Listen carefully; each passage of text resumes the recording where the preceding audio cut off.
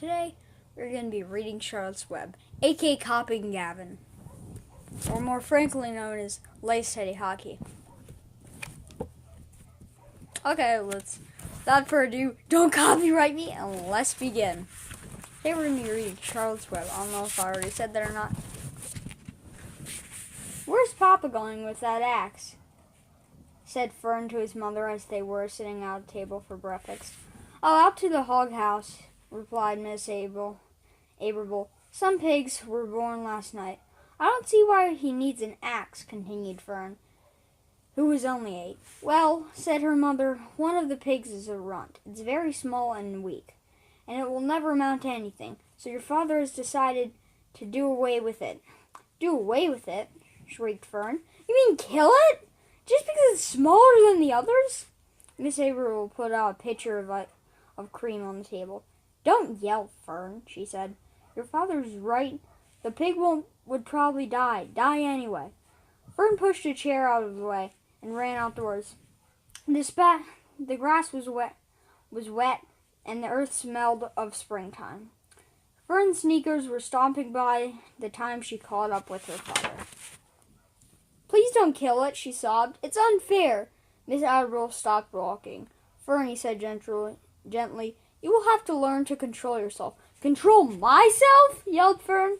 "This is a matter of life and death, and you're talking about controlling myself?" And here's a picture of her and the axe. Beautifully drawn. Tears ran down her cheeks, and she took a hold of the axe and tried to pull it out of her father's hand. "Fern," said Mr. Aberle, "I don't know about raising a litter of pigs. Then you do? Well, a weakling makes trouble. Now run along." "But it's unfair," cried Fern. "The pig could help being born small." "Could it? If I'd been very small at birth, would you have killed me?" Miss Aberle smiled. "Certainly not," he said, looking down at his daughter with love. But this is different.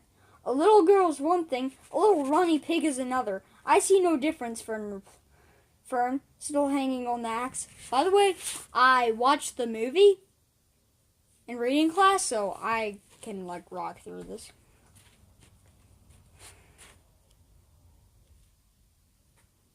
Okay. Already said, "You go back to the house and I will bring the run when I come in. I'll let you start it on a bottle like a baby. Then you'll see what trouble a pig can be." When Mr. Aberle returned to the house, half an hour later, he carried the carton under his arm. Fern was upstairs checking her sneakers. The kitchen table was set for breakfast, and the room smelled of coffee, bacon, dumped plaster, and the wood of the smoke from the stove. "Put it on the chair," she said, Mr. Aberle. Mr. Aberle set the carton down at Fern's place. Then he walked to the sink and washed his hands, dried them off on the roller towel. Fern came down slowly the stairs. Her eyes were red from crying. As we approached the chair, the carton wobbled, and there the scratching was. Fern looked round at her father. Then she lifted a lid of the carton. There inside, looking up at her, was a newborn pig. It was a white one. The morning light shone through his ears, turning them pink. "He's yours," said Mr. Aberle. "Save him from an untimely death. And may the good Lord forgive me for this foolishness." Fern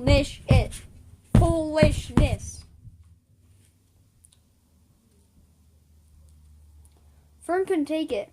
The eyes off the pig. "Oh," she whispered. "Oh, look at him. He's absolutely perfect." She closed the carton carefully.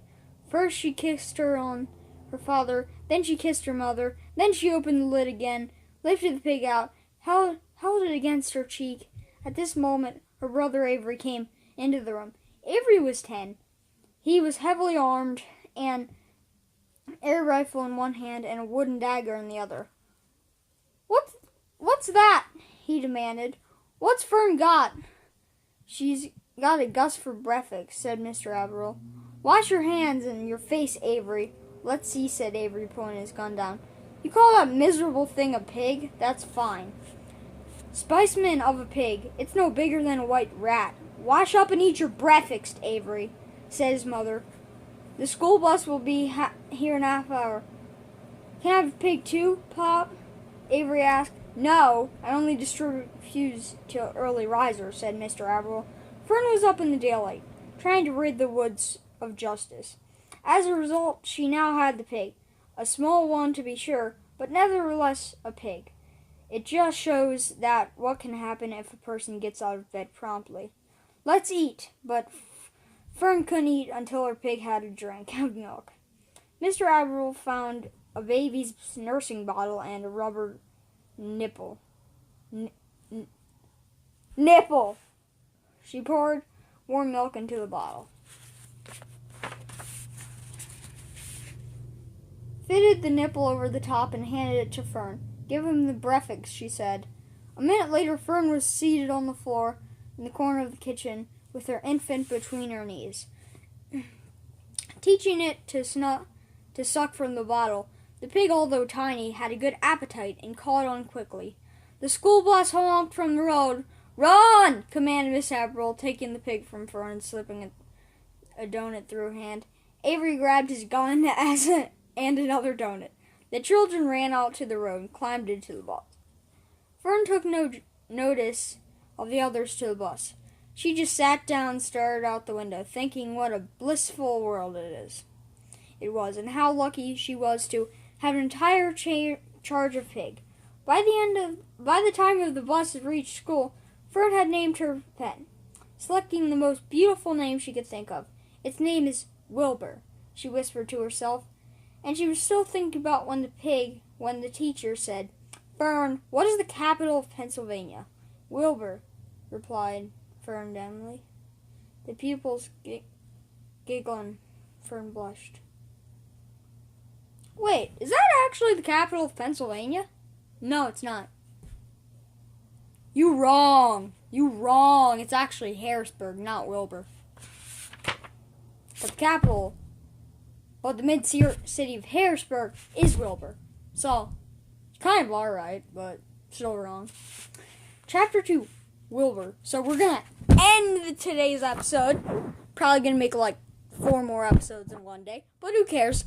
Now, I'd like to say peace, and may the light of Wilbur be with you. Hopefully we can tackle Charlotte tomorrow. And yes, her name is not spelled with an S at the front.